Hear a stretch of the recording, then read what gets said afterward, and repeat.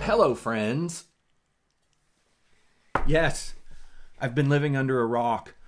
Um, the writer's strike, the actor's strike, has kind of put everything on a kind of hold. Like not doing anything for a while because of the burden that we all faced with that.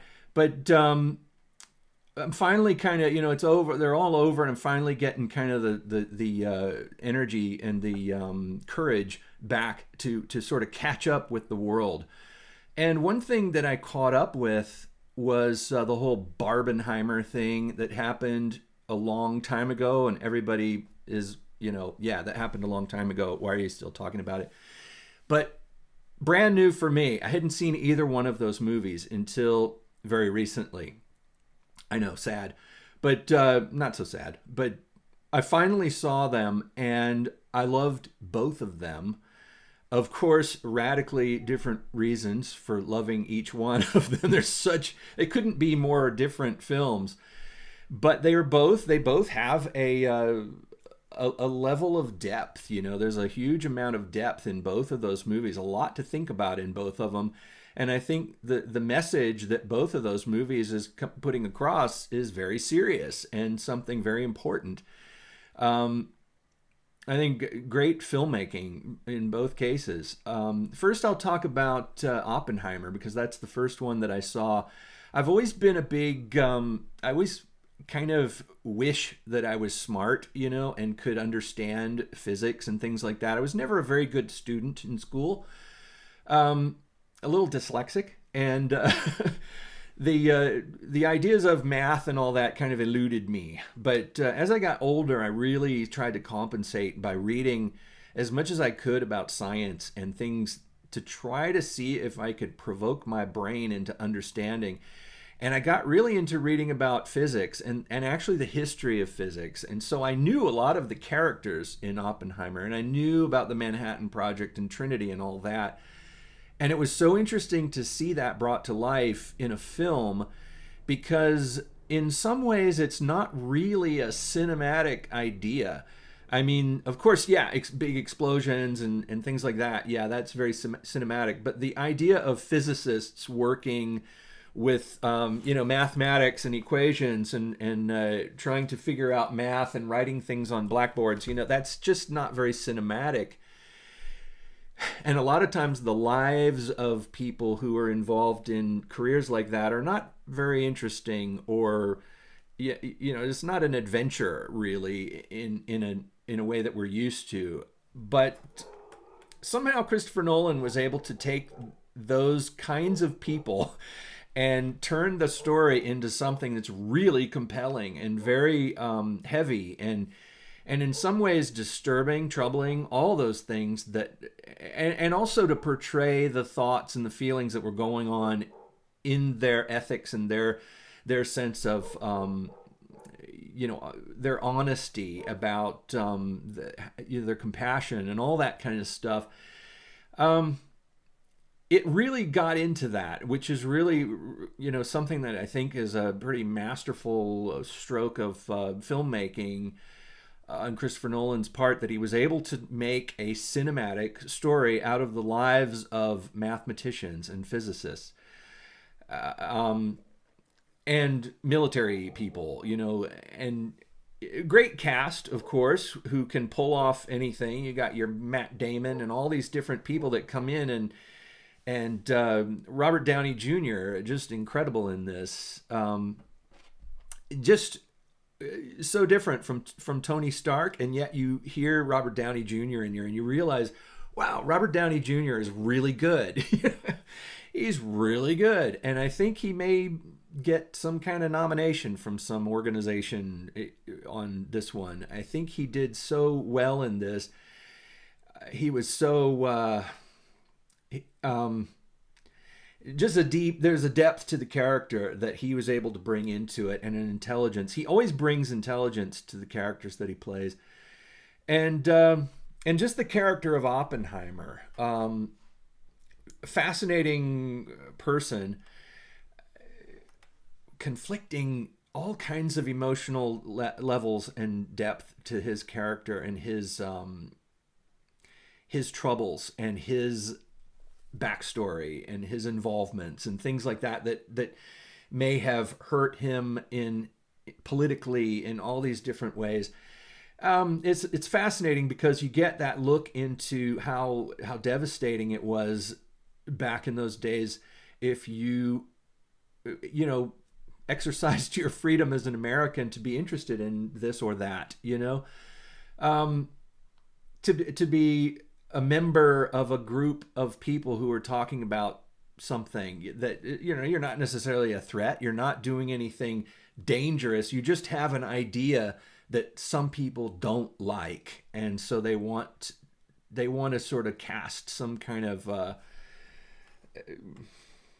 mistrust towards you. But that, in the context of the U.S. military and military involvement and things like that, you kind of get this idea. It's like, yeah, I guess they were scared in those days. They were scared of everybody because the Cold War stuff and all this, and also the war stuff. We see a lot of the World War II and then the post World War II world.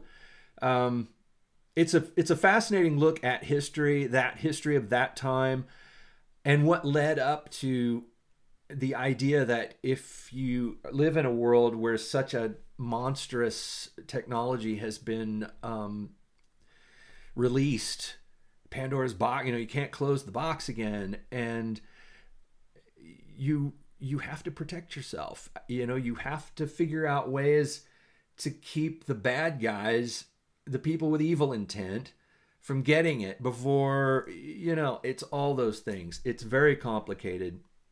It's a lot to talk about too. When you watch this movie, you can have discussions afterwards. Horrible things happened. And it's very, very worth discussing. And then I watched Barbie, which starts off funny. It's a funny movie. It's a cute movie about a doll, and the production design is beautiful. The performances are great. The cast is incredible.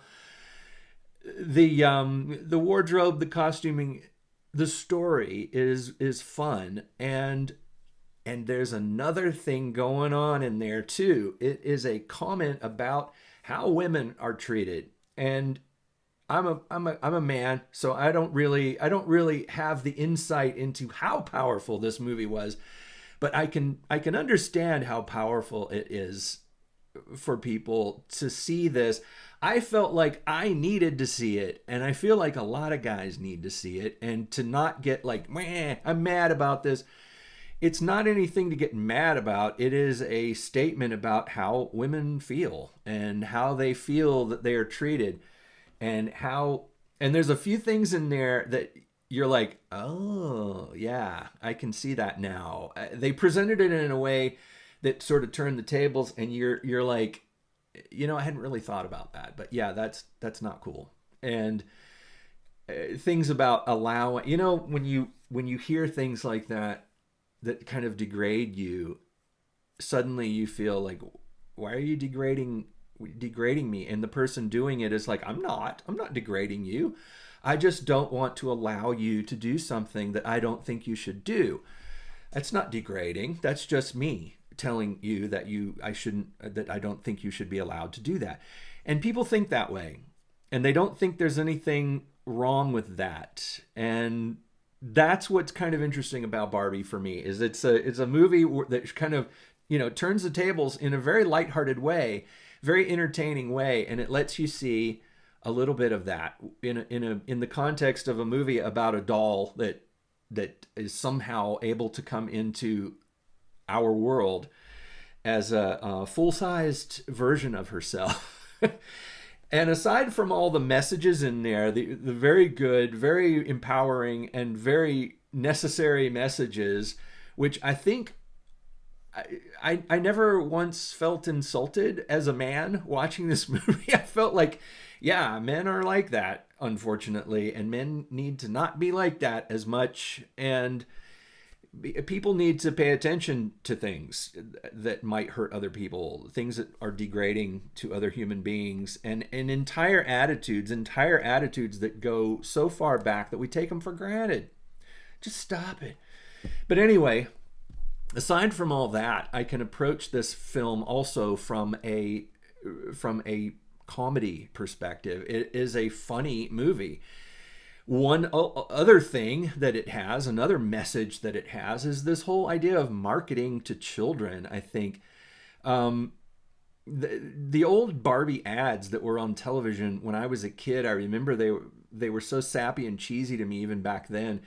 You know, Ken at the beach, you know, and he's got a volleyball and he's playing tennis and he's playing basketball, or not, I don't even think they had Ken playing basketball. That would have been too realistic or something. But he was always just playing beach. You know, he was beach at the ball with the ball and the tennis. And Barbie was always like in the nice dress, the cool suit, the sunglasses, and the she's got a Jeep now. And now she's got a surfboard, and it was so reduced, almost like the essence of what little girls might have thought being an older girl would be. And in that way, I think it was kind of in that fantasy world of the old days when people would watch Leave It to Beaver and they would say, oh, you know, that's the way things are going to be when I grow up. Mom stays home and cooks and dad comes home from work, and nobody really knows what dad does, but he goes and does work the same way that Ken does beach, you know? And I think one thing that the film kind of presented, which I thought they did brilliantly, it was done in a way that wasn't hurtful or shameful or anything.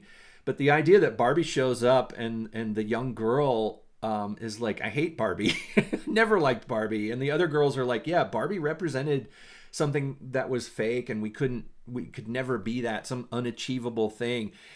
And yes, there was one girl who said, I love Barbie, but she's probably the well-adjusted one who understood Barbie was fake and that you're not going to grow up to be like Barbie. Barbie is a toy. Barbie is a fiction. And the other girls may have felt like, you know, this is a promise that the world has made to me and that Mattel has made to me, that, you know, not necessarily a promise, but a feeling of, is this what it's going to be like when I get older and I have a boyfriend and we go to the beach and we drive around in my pink Corvette, and, you know, it is a reduction. It's reductive kind of type of idea about what your life might be someday. And I guess it's okay for kids. I mean, as long as kids know that it's not real and that you're going to grow up and things are going to get a little bit different from that. You're going to have some issues and some problems, and you may not be the most beautiful, typically stereotypical Barbie. You might not want to be the president. Like they said in the movie, it's like, it's okay to not want to be the president. It's not the ultimate goal to be rich or the best or the top, you know. I think there was a lot of that going on in this movie too, saying that, you know, it's all right to be you, to be what you want to do. And it was funny. And it also had some moments where it got a little misty. It was very cute, very sweet. I sensed a lot of compassion in this film, a lot of intelligence in there too, without being too cynical or negative. It was a very positive film, while still sort of making fun of Barbie and still making fun of that idea of, you know, everybody like, hi Barbie, hi Barbie, hi Barbie, the world is so perfect. Everything is just perfect. And the idea that, you know, if you're suddenly have an imperfect morning, that, oh my God, something is going wrong. It's like, nah, imperfect mornings are perfect, you know. Anyway, that was my take on it. And that's my impression of the whole Barbenheimer thing. I really enjoyed both of them. I wish I had seen them both on the big screen, but had to wait for streaming. But now that the strikes are over, I think I'm going to get myself back into patronizing the entertainment industry and going out into the world to kind of partake in films on the big screen again. We'll see how that goes. But anyway, thanks for listening to my day late review of the whole phenomenon of Barbenheimer. I'm glad I got to see them. Of course, there's no way I'm not going to see them. I just had to wait for them. But they're both maybe a bit better than I expected. Even though there was a whole lot of hype, I kind of thought maybe they're not going to be as good as the hype. But they actually both were quite good, better than what I expected. Especially Barbie. I was thinking Barbie might not have been quite that deep and intelligent, but it was more intelligently written than I expected. I don't know what I was expecting exactly, but I thought it was going to be a little bit lighter. You know what I mean? And Oppenheimer was about as heavy as I expected. Christopher Nolan, again, I think I forgot to mention things where he plays with timelines, things like that. One little thing I noticed in Oppenheimer, I don't know if Christopher Nolan is way beyond, so I think probably this was intentional, but there's a scene where Oppenheimer goes and talks to Albert Einstein by the little pond, and Robert Downey Jr.'s character is walking towards them, and he sees them talking from his point of view, and Einstein then walks away and walks past him, and he seems upset, And then later in the film, we see that scene again from a different perspective. We see it from Oppenheimer and Einstein, and we see Robert Downey Jr. in the background walking towards them. And the time is different. The passage of time seems different, which I thought was really interesting because Einstein's relativity, all the things that Einstein's so famous for, some of it involves the idea that time passes more slowly and more quickly in certain situations. Like if you're near a mass, or if you're moving, if you're further away from the mass, if you're moving really fast away from the mass of the earth, time passes differently. And I thought that was really interesting, that it seemed like time was passing differently between Oppenheimer and Einstein than it was for Robert Downey Jr. earlier in the film. I don't know if I'm just projecting that, but I thought that was pretty interesting considering it was Einstein that he was talking to. Anyway, thanks for watching, and thanks for putting up with me talking about something that is so like earlier this year. We'll all three get back together again for another episode of the Cinemondo podcast. But until then, thank you for watching, and I'll see you again real soon. Bye-bye.